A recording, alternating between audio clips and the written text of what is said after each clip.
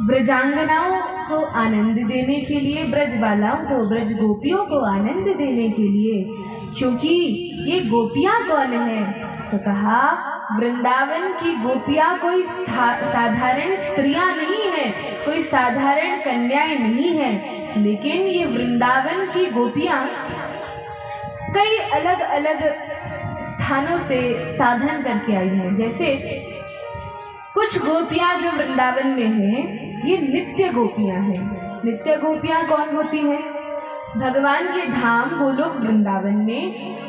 राधा रानी के विस्तार से, राधा रानी अपना विस्तार करती हैं कई गोपियों में, तो जो साक्षात राधा रानी के अंग से प्रकट हैं, राधा रानी से विस्तृत हुई हैं और जो हमेशा वृंदावन में रहकर भगवान की सेवा पूजा में लगी रहती हैं, ये नित्य गोपियां हैं। जैसे जो अष्ट सखी हैं वृंदावन की, ललिता, विशाखा आदि जो सखियां हैं, ये नित्य गोपियां हैं। फिर कहा कुछ गोपियां वे हैं, जब त्रेता में भगवान श्री रामचंद्र के रूप में आते हैं, उस समय जब वनवास काल में दंडकारण्य के वन में भगवान जाते हैं, तो वर्णन है दंडकारण्य के वन में कई ऋषि मुनि संत महात्मा थे, जो सीता माता को देखकर उनके हृदय में भाव आया कि जिस प्रकार से मैया सीता हर समय श्री रघुनाथ जी की सेवा में लगी रहती है, काश हमें भी ऐसा सौभाग्य प्राप्त हो और हम भी सीता मैया के जैसे भगवान की सेवा कर पाए, अर्थात भगवान की पत्नी बनकर, भगवान की सेविका बनकर माधुर्य भाव में भगवान की सेवा कर सके। लेकिन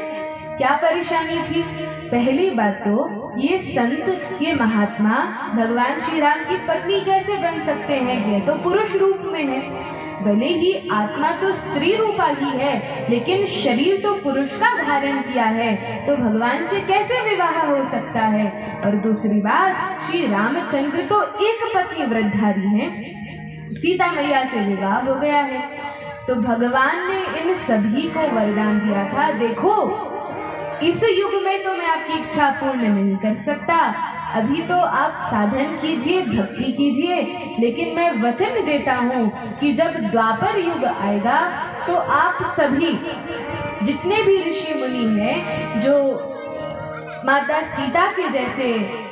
सेवा करना चाहते हैं, आप सब गोपी बनकर वृंदावन में जन्म लेना और तब मैं आपकी इच्छा को, आपकी अभिलाषा को पूर्ण करूंगा। तो वो दंडकारण्य के ऋषि मुनि जो घोर साधन में लगे थे, वे गोपी बनकर वृंदावन में आते हैं भगवान की सेवा करने के लिए। तो इस प्रकार से